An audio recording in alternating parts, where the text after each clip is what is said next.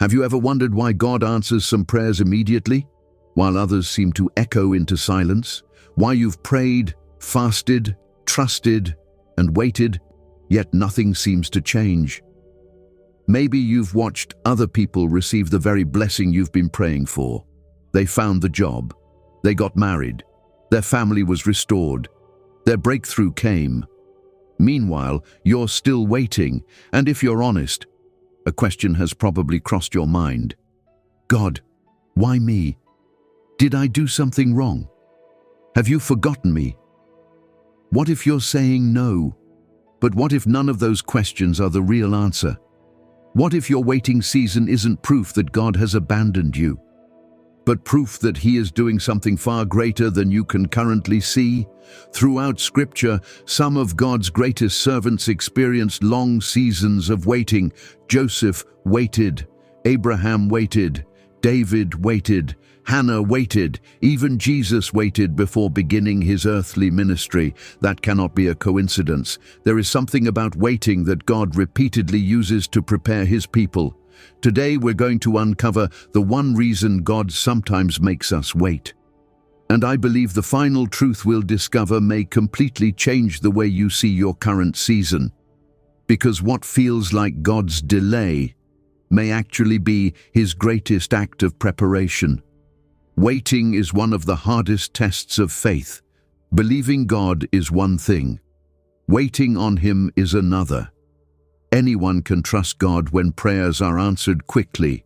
Real faith is revealed when heaven seems quiet, when days become months, when months become years. Yet the Bible never describes waiting as wasted time. In fact, God often accomplishes His deepest work during the seasons that feel the slowest. Think about that. The greatest miracles in Scripture rarely happened instantly. Before the promise, there was preparation. Before the breakthrough, there was waiting. Before the blessing, there was surrender. Most of us pray, "Lord, change my situation." But sometimes God is saying, "First, let me change you." That's why today's message is so important. We're not simply asking, "Why am I waiting?" We're asking, "What is God accomplishing while I wait?" Because once you understand the biblical purpose behind waiting, your perspective begins to change. And the first truth may surprise you. One of the greatest lies many Christians believe is this: if God loved me, He wouldn't make me wait. That sounds convincing, but Scripture tells a very different story. Think about Abraham. God promised him a son, not next week, not next month, not even next year. He waited for decades. Imagine the questions Abraham must have wrestled with. "Lord, you made the promise. Why hasn't it happened?" Yet every passing year was not evidence that God had forgotten him. It was evidence that God's timing was different from Abraham's expectations. Isaiah reminds us, "Those who wait on the Lord shall renew their strength." Notice something important. The promise isn't given to people who never wait. The promise is given to those who do. Waiting is not presented as punishment. It's presented as part of walking with God. Many believers interpret delay as rejection, but throughout the Bible, delay often came immediately before God's greatest blessings. The problem is that we measure God's love by His speed. God measures His love by His faithfulness. Those are not always the same thing. Perhaps you've been praying, "Lord, why are you making me wait?" Maybe the better question is, what is God doing while I wait? Because that brings us to something many Christians never consider. Imagine receiving every blessing you've prayed for before becoming the person God wants you to be. Would that blessing actually help you? Or would it become a burden? God rarely prepares the blessing without first preparing the believer. Look at Joseph. God showed him a dream while he was still young. But the dream wasn't fulfilled immediately. Instead, Joseph experienced betrayal, slavery, false accusations, prison. If Joseph had become ruler of Egypt before those years of hardship, would he have possessed the humility, the wisdom, and the compassion needed to save countless lives? Probably not. His waiting wasn't empty. His waiting was training. Every difficult season shaped the man who would eventually carry enormous responsibility. The same pattern appears throughout Scripture. David was anointed king long before he sat on the throne.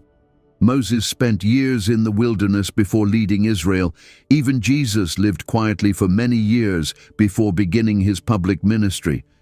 God often prepares the person before revealing the purpose. That changes the way we see delays.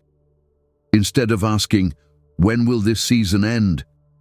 we begin asking, "Lord, what are you teaching me right now?" Because God isn't only interested in changing our circumstances, He's transforming our hearts. And once you understand that, the waiting begins to take on new meaning. But there is another reason waiting feels so difficult. It's easy to say, "I trust God." It's much harder to keep saying it after months of unanswered prayer. Waiting exposes what comfort often hides. When everything is going well, our faith is rarely tested. But when God seems silent, our hearts are revealed. Do we trust His promises or only His immediate answers? Think about the Israelites. God rescued them from Egypt through miraculous power. He parted the Red Sea. He provided food from heaven.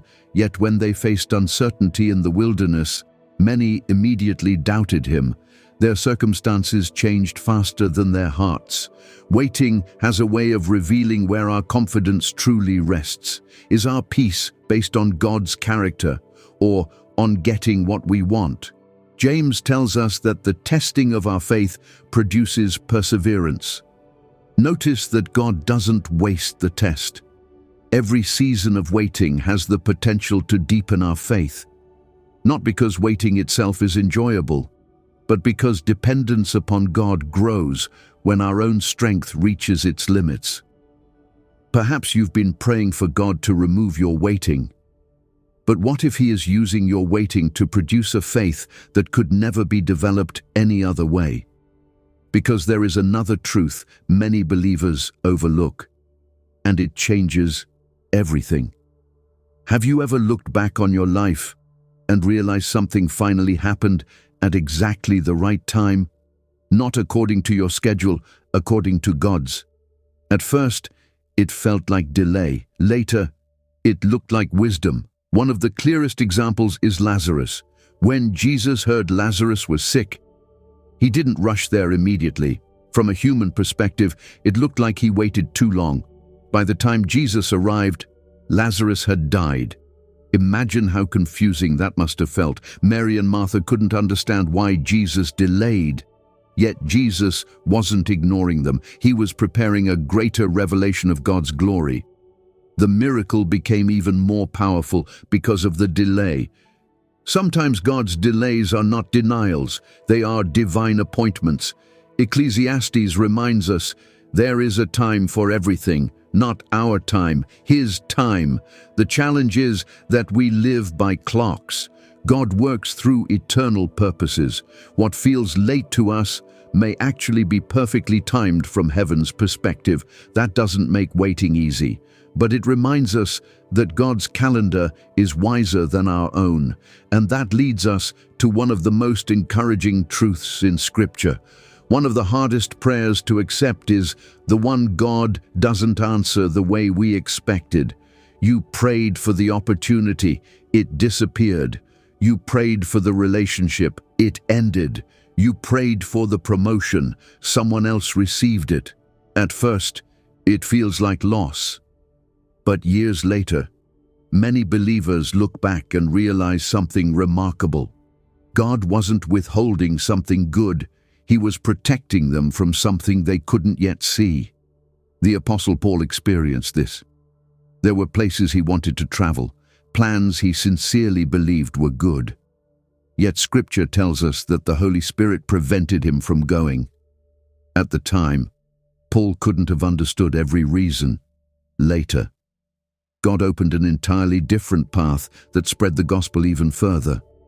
Sometimes we become disappointed because one door closes. Meanwhile, God is quietly opening another door we haven't even noticed yet. Faith doesn't mean understanding every closed door. Faith means trusting the one who controls every door. Maybe today you're grieving an unanswered prayer, a delayed dream, a closed opportunity. But what if the very thing you call disappointment, God calls protection?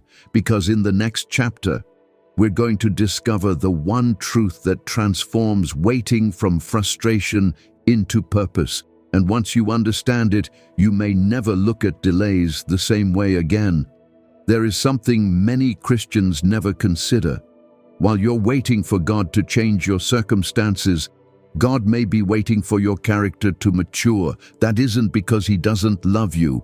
It's because He loves you enough not to give you something before you're ready to carry it. Think about David. Samuel anointed him as king while he was still a shepherd. Imagine how exciting that moment must have been. David probably expected the throne to come quickly. Instead, he returned to the sheep. Years passed. He faced Goliath. He served Saul faithfully. He fled for his life. He hid in caves. He experienced betrayal, loneliness, and disappointment. Why? Because God wasn't only preparing a king, He was preparing a servant whose heart would remain dependent upon Him. Without those years of waiting, David may have become another Saul. Sometimes we ask, Lord, when will you change my life? But perhaps God is asking, will you let me change your heart first? The blessing you're praying for may last a lifetime, so God prepares you for a lifetime, not merely for a moment. Every act of patience, every difficult day, every prayer that seems unanswered is shaping you into someone who can faithfully carry what God has planned. And that leads us to another beautiful truth. Imagine if every prayer you prayed was answered immediately. Would you still seek God Himself, or only His blessings? This question reaches into the deepest part of our relationship with Him. Many people seek God's hand, far fewer seek His heart. Yet throughout Scripture, God continually invited His people into relationship before blessing. Think about Moses. 40 years passed in the wilderness before God called him to lead Israel. Those years weren't empty. They were years of learning dependence, years of discovering God's faithfulness, years of becoming the man who could stand before Pharaoh. Had Moses skipped the wilderness, he might never have developed the humility required for his calling. Waiting often strips away our self-sufficiency. When every human solution disappears, we begin leaning more completely on God.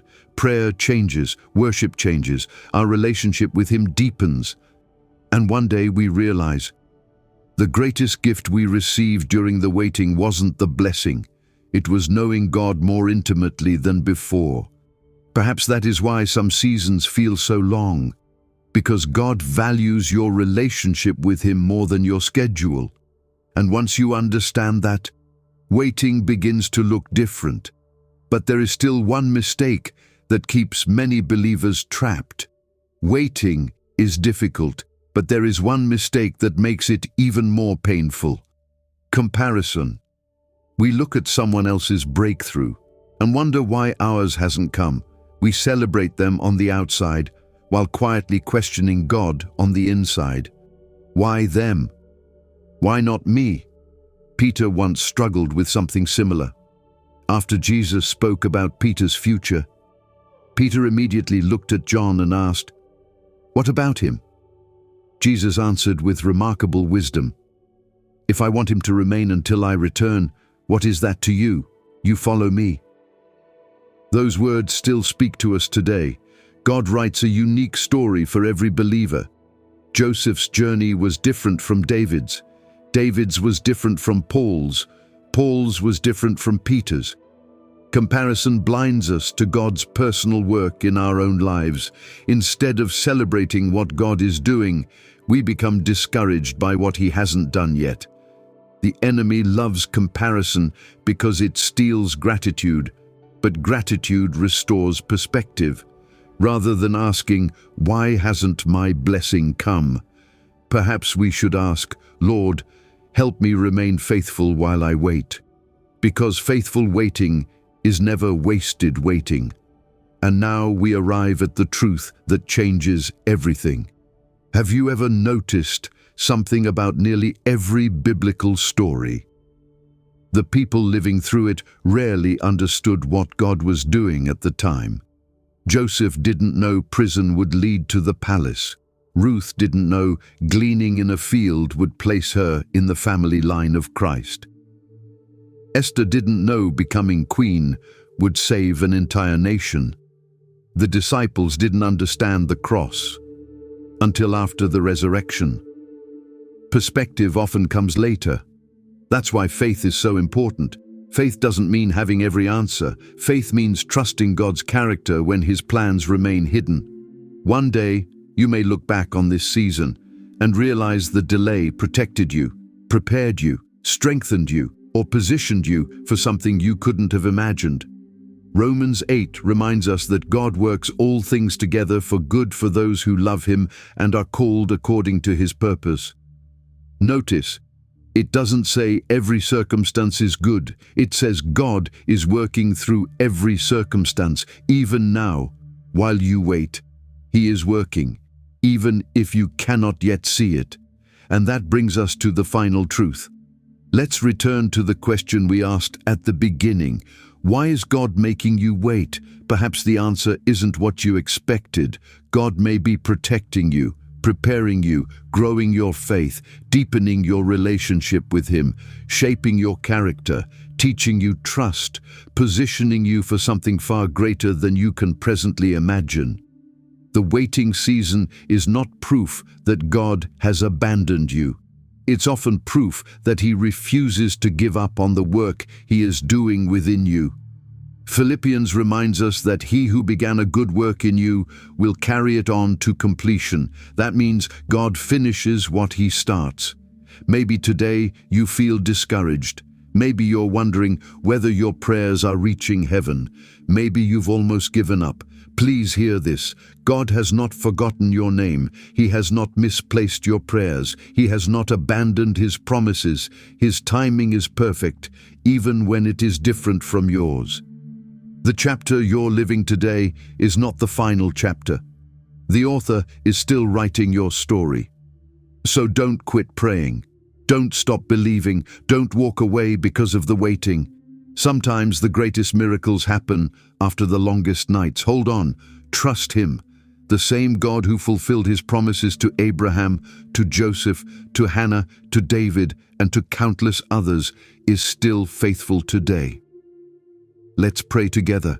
Heavenly Father, thank You for reminding us that Your delays are never without purpose. Forgive us for the moments when fear became stronger than faith. Forgive us for doubting Your goodness when Your answers didn't come according to our timetable. Lord, strengthen every person watching who feels tired of waiting. Fill them with peace that comes from trusting You. Give them patience when they feel discouraged. Give them courage when they feel weak.